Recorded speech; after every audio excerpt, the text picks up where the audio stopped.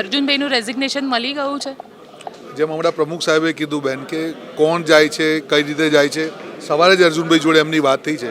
જ્યાં સુધી કોઈ વસ્તુ સાર્વજનિક ના હોય તો હું નથી માનતો કે આ વિશે ટિપ્પણી કરવી જોઈએ. પણ ભાજપની જે મજબૂરી દેખાઈ રહી છે કે જે લોકો 5 લાખના ટાર્ગેટથી વધારે જીતવાની વાત કરે છે, તો શું મજબૂરી છે કે એમના જે કાર્યકર્તાઓ છે એમનો અધિકાર મારીને જે લોકો એમને ગાળો દેતા હતા, જનરલ ડાયર કે રંગા બિલ્લા, એ લોકોને એપ્રોચ કરવાની જરૂર શું છે? આ જમીની હકીકત ગુજરાતની બતાવે છે કે જે બધું સારું કરવાની ભાજપની જે માર્કેટિંગ છે અને હકીકત શું છે એની વચ્ચેનો ડિફરન્સ છે. પણ તમને શું લાગે છે કેમ લોકો જઈ રહ્યા છે? કોંગ્રેસના નેતાઓ જઈ કેમ રહ્યા છે?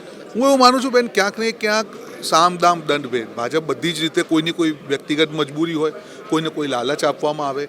બાકી એવા લોકો જે જાય જ્યારે જેમણે પાર્ટીએ બધું જ આપ્યું હોય, કોઈને કોઈ નારાજગી નથી હોતી. નારાજગી વ્યક્તિગત હોઈ શકે. બાકી એવા તમામ નેતાઓ જે હમણાં પણ ગયા છે કે જેમની વાતો ચાલે છે, એવું એક પણ પદ નહીં હોય કે કોંગ્રેસ પાર્ટીઓ એમને નહીં આપ્યું. કદાચ ઘણા લોકોને લડવાની કદાચ અશક્તિ હોય કે લડવા માંગતા ના હોય કે સરેન્ડર થઈ ગયો કે વ્યક્તિગત મજબૂરી હોઈ શકે, હું એમાં નહીં પડું. પણ વ્યક્તિ સવાલ એ થાય છે કે જે પાર્ટી પોતાને વધારે મજબૂત કહે છે એની શું મજબૂરી છે કે ગુજરાતમાંથી આજે પણ એમની જે નિર્ભરતા છે એ કોંગ્રેસના નેતા ઉપર છે. આત્મનિર્ભર ભારતની વાત કરનારા પોતે તો આત્મનિર્ભર થઈને બતાવે કે કોંગ્રેસના નેતા ઉપર પોતાની રાજનીતિ ના ચલાવે. પણ સવાલ એ બી આવી રહ્યો છે ને કે જે રીતે આજે CR પાટીલ મળવા ગયા હતા અમરીશ ડેરના ત્યાં, અને અમરીશ ડેર અત્યાર સુધી એવું કહી રહ્યા હતા કે હું નથી જ જવાનો, પણ અચાનક જ આખી ગેમ બદલાઈ. આ ગેમ બદલાવા પાછળનું કારણ તમને શું લાગી રહ્યું? એ જાદુ શું કરે છે તો તમારે CR પાટીલ સાહેબને પૂછવું પડે કે એવું કયો ઓફર લઈને જાય છે કે એમની ચોલીમાં શું હોય છે કે જે લોકોનું રાતોરાત અંતરાત્મા બદલાઈ જતી હોય. હું માનું છું બેન, જે રીતનું અત્યારે રાજકારણ હું ગુજરાતમાં જોઈ રહ્યો છું કે એ લોકો મોટું માર્કેટિંગ તો કરે છે પણ જમીની પ્રશ્નો નથી બદલાતા. નેતાઓના છોડવાથી ક્યારેય જમીનના પ્રશ્નો નથી બદલાતા, ખેડૂતોના પ્રશ્નો નથી બદલાતા, ડ્રગ્સના પ્રશ્નો નથી બદલાતા, OPSના પ્રશ્નો નથી બદલાતા. એટલે મને એવું લાગે છે કે ક્યાંક ને ક્યાંક નેતાની કોઈ વ્યક્તિગત એની અપેક્ષાઓ પૂરી કરીને કે ક્યાંક એમની કોઈ વ્યક્તિગત ડરને ઊભો કરીને, કોઈ લાલચ આપીને, વ્યક્તિગત ઇસ્યુના કારણે કોઈ એમાં હું કોઈ કમેન્ટ ના કરી શકું. બાકી એવા નેતાઓ છે જેમને પાર્ટીએ બધા જ પદો આપ્યા છે, ખરાબ પરિસ્થિતિમાં પણ આપ્યા છે.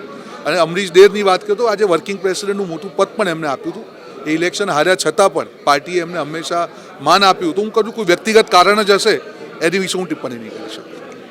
આપ ચૂંટણી લડવાના છો કારણ કે આજે આપનું નામ પણ ચર્ચામાં આવ્યું કે અમદાવાદ પૂર્વની જે સીટ છે ત્યાંથી આપ ચૂંટણી લડી શકો છો. મને ખબર હતી કે આ સવાલ આવશે એટલે હું તૈયાર જ હતો. બેન, વાત એવી છે, કોંગ્રેસ પાર્ટીનો કાર્યકર્તા છું અને ક્યારે પણ કોઈ માંગણી નથી કરી. જ્યારે પાર્ટીએ જે જવાબદારી આપવું એને ઈમાનદારીથી નિભાવી છે અને જે પણ જવાબદારી હશે ઈમાનદારીથી નિભાવશું. પણ હું નથી માનતો કે આ પાર્ટીમાં હવે એવા લોકો બચ્યા હોય કે જેના અંતરાત્મામાં હજી કોઈ બીજો અવાજ આવતો હોય. એટલે કાર્યકર્તા તરીકે હું ખુશ છું, રાષ્ટ્રીય પ્રવક્તા તરીકે પણ ખુશ છું. અને જે પાર્ટી જવાબદારી આપશે, અત્યારે ભારત જોડો યાત્રાની જવાબદારી છે, એને ઈમાનદારીથી નિભાવી રહ્યા છે. ચાલો, એ જવાબદારી નિભાવી રહ્યા છે, કહી રહ્યા છે. આપણી સાથે શૈલેષભાઈ અહીંયા જોડાયેલા છે. શૈલેષભાઈ સાથે વાત કરીશું. શૈલેષભાઈ, તમારું શું માનવું છે અમરીશ ડેના જવા પાછળ? કારણ કે તમારી સાથે તો વિધાનસભામાં પણ 5 વર્ષ રહ્યા હતા. કોઈ પર્સનલ કારણ છે કે પછી અંગત સ્વાર્થ દેખાઈ રહ્યો છે? પહેલું તો મને એવું લાગે છે કે ભારતીય જનતા પાર્ટીની 26 સીટો, 156 વિધાનસભાની સીટો, ફક્ત અમારી 17 સીટો, તેમ છતાં પણ ભારતીય જનતા પાર્ટીને કોંગ્રેસના પૂર્વ ધારાસભ્યો કે અન્ય આગેવાનોને લઈ જવાની જરૂર પડે એટલે એ પણ સ્પષ્ટ દેખાય કે ભારતીય જનતા પાર્ટી કેટલી નબળી છે. વાત રહી અમરીશભાઈની, કે જે અમરીશભાઈ 5 વર્ષ સુધી વિધાનસભા ગૃહની અંદર ભારતીય જનતા પાર્ટીની નિષ્ફળતાઓ, નબળાઈઓ, ભ્રષ્ટાચારો, અનેક મુદ્દાઓ પર વિધાનસભા ગૃહમાં બોલ્યા હતા. હવે એ જ અમરીશભાઈ જ્યારે ભારતીય જનતા પાર્ટીમાં જોડાવાની વાત જે આવી છે એ મારા ગળે તો ઉતરે એવી વાત નથી. પણ જે રીતે આવતીકાલે જોડાય છે, ઓફિશિયલી આવી ગયો, આવતીકાલે જોડાય છે. એટલે મારો ભાજપમાં જોડાય છે તો સત્તા લાલચ હોઈ શકે, વ્યક્તિગત ડર હોઈ શકે, અન્ય કોઈ કારણસર હોઈ શકે. જે રીતે મીડિયામાં આવે છે કે એમને વિધાનસભાની ટિકિટ આપવામાં આવશે, પાર્લામેન્ટ બીજાને લડવામાં આવશે, એ રીતે જે સમાચાર છે એટલે સત્તા માટે, સત્તા લાલચની વાત પણ હોઈ શકે છે. અને આનંદ એ વાતનો પણ છે કે કોંગ્રેસ એટલી મજબૂત તો છે કે ભાજપને આજે પણ કોંગ્રેસના આગેવાનો લઈ જવાની જરૂર પડે છે. અચ્છા શૈલેષભાઈ, એક સવાલ મારા મનમાં એવો ઊભો થઈ રહ્યો છે કે કોંગ્રેસના ઘણા બધા નેતાઓ આજે ત્યાં મંત્રી છે, જે વિધાનસભામાં તમારી જ સામે બેઠા હોય છે. ઘણા ધારાસભ્ય આજે ત્યાં આગળ ધારાસભ્ય તરીકે કામ કરી રહ્યા છે ભારતીય જનતા પાર્ટી. કેવું લાગે છે વિધાનસભામાં જ્યારે તમારા જ મિત્ર તમારી જ સાથે કોંગ્રેસમાં રહીને કામ કરે છે અને આજે ભારતીય જનતા પાર્ટીમાં છે, ત્યાં મંત્રી છે? ઘણી વખત વિધાનસભામાં અમને એવું થાય એમ કે સામે લાઈનમાં જો તમારા કોંગ્રેસ સાથે અમારી સાથે બેઠેલા મિત્રો ત્યાં મંત્રી તરીકે બેઠા હોય એટલે ઘણી વખત અમને એમ થાય કે કોંગ્રેસના ધારાસભ્ય તરીકે અમારે કોંગ્રેસના જ મંત્રીને પ્રશ્ન પૂછવાનો, એવું પણ ઘણી વખત થાય. ઘણી વખત એવું થાય કે વિધાનસભા ગૃહમાં જોઈએ તો 50-60% જે ધારાસભ્યો જીતીને આજે તો કોંગ્રેસના છે. તો અમને પોતાને એમ થાય કે કોંગ્રેસની સરકાર લાગે છે. અમે વિપક્ષમાં બી કોંગ્રેસ છે અને ભારત જનતા પાર્ટીમાં જે ધારાસભ્યો કે મિનિસ્ટરો બેઠા છે એ બી કોંગ્રેસના જ છે. એટલે આવનારા દિવસોમાં જે રીતે ભારતીય જનતા પાર્ટીની નીતિ ચાલી રહી છે કે ભારતીય જનતા પાર્ટીને જેણે ઊભી કરી છે, જે લોકો ભારતીય જનતા પાર્ટી માટે જે બેસ્ટ સીટ હતી પછી જે ભારતીય જનતા પાર્ટીના કાર્યકરે ભાજપને જેણે ઊભી કરી છે એવા ભારતીય જનતા પાર્ટીના કાર્યકરોનો મને આજે દુઃખ થાય છે કે આજે પણ એ લોકો પાથરણા જ પાથરે છે. આજે પણ એ લોકો પેજ પ્રમુખ જ બનાવે છે.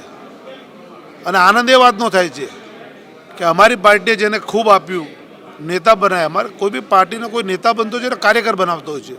આનંદ એ વાતનો છે કે ભલે નેતા જતો હોય પણ કાર્યકર તો આજે પણ કોંગ્રેસમાં છે. અરે મેં તો દિલ્હીની અમારી મિટિંગમાં પણ કીધું હતું કે જે દિવસે કોંગ્રેસ છે ગુજરાતમાં ત્યાં કોંગ્રેસ પાર્ટી જે દિવસે ચાલશે ને દિવસે કોંગ્રેસ પાર્ટીની સત્તા આવશે. અત્યારે કોંગ્રેસ નેતાથી ચાલે છે અને જેટલા નેતાઓ માનો કે અત્યારે છોડીને જઈ રહેવાની વાત છે કે જઈ રહ્યા છે ગયા, એ કોંગ્રેસ પાર્ટીના હિતમાં પણ છે. કારણ કે નેતા કોંગ્રેસનો કાર્યકર બનાવે છે. ભારતીય જનતા પાર્ટી જે પણ નેતાઓને લઈ જાય છે કે અત્યારે જે ખેલ કરી રહ્યો છે એનો જવાબ 4 દિવસથી રાહુલજીની યાત્રામાં આપને ખ્યાલ આવી જશે કે કોંગ્રેસનો કાર્યકર આજે પણ એટલો મજબૂત છે અને જોરદાર યાત્રા નીકળશે અને જોરદાર કાર્યકરો એનો જવાબ પણ આપશે. પણ સાથે સાથે એવી પણ એક ચર્ચા છે કે અર્જુનભાઈ પણ જઈ રહ્યા છે વિધાનસભામાં. આ વખતે તમારી સાથે હતા, આટલા દિવસ વિધાનસભા ચાલી અને અર્જુનભાઈ જે રીતે પોતાની વાત રાખતા હતા, તમને ક્યાંય લાગ્યું કે અર્જુનભાઈ જઈ શકે છે? વિધાનસભા પૂરી થઈ 29 તારીખે, એ પછી આજે 4 તારીખ છે. ગઈકાલે જ પોતે ગોધરા ખાતે રાહુલજીની જે જાહેર સભાને પદયાત્રા છે જેના એ પોતે ઇન્ચાર્જ છે અને મધુસૂદનભાઈ મિસ્ત્રી એ પોતે ત્યાં હતા. કાર્યકરોને મળ્યા, આગેવાનોને મળ્યા, મિટિંગ કરી, કઈ રીતનું આયોજન કર્યું, આ તમામ પ્રકારની ચર્ચા કરી. આ સવારે શક્તિભાઈ સાથે પણ એમણે ફોન પર વાતચીત કરીને કે ભાઈ આટલી માહિતી છે અને આટલું કરવું જોઈએ યાત્રા માટે, આટલી ડિસ્કસ કરેલી છે. જોઈએ હવે માણસનો અત્યારે હું કંઈક બોલું છું, કાલ કંઈક શું કરું. કારણ કે કોંગ્રેસમાં તો એવા બનાવ બન્યા છે પ્રદેશ સમિતિની મિટિંગમાં હાજર હોય અને 1 વાગે મિટિંગમાં હાજર હોય 3 વાગે ભાજપમાં જોડાઈ જાય છે. આવા બનાવ બી બનેલા છે. એટલે હવે અત્યારે તો કેવું ગોપીબેન બહુ અઘરું છે.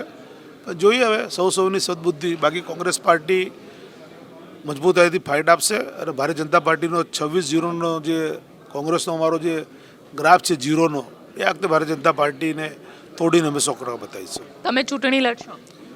મેં પહેલાં પણ હાઈકમાન્ડ સમક્ષ મને હાઈકમાન્ડે જ્યારે કીધું ત્યારે કીધું છે કે અગાઉ પણ મને હાઈકમાન્ડે સૂચના આપી કે આપણે ઇલેક્શન લડવું પડશે પાર્લામેન્ટ, અને હું 2009માં પાર્લામેન્ટ લડેલો છું. અને હાઈકમાન્ડે કીધું છે કે હું 6 વખત વિધાનસભા લડ્યો છું, કોઈ પાર્લામેન્ટ લડેલો છું. કોંગ્રેસમાં અનેક એવા કાર્યકરો આગેવાનો છે કે જે લોકો પાર્લામેન્ટની ચૂંટણી લડવા માંગે છે. એવા આગેવાનને તમારે ચાન્સ આપવો જોઈએ. હું ખભા મિલાઈને આગેવાનને જીતાવવાના પૂરેપૂરા પ્રયત્નો કરીશ. ચાલો, આજે શૈલેષ પરમાર જેમનું કહેવું છે કે એવા પણ કાર્યકર કોંગ્રેસની અંદર છે કે જે અત્યારે કોંગ્રેસમાં હોય અને પછી એ ભારતીય જનતા પાર્ટીમાં પણ સાંજે જોડાતા હોય. આપને અમારો રિપોર્ટ કેવો લાગ્યો કોમેન્ટ બોક્સમાં ચોક્કસથી જણાવજો. અમારી ચેનલ નિર્ભય ન્યૂઝને લાઇક, શેર અને સબસ્ક્રાઇબ કરવાનું ભૂલશો નહીં.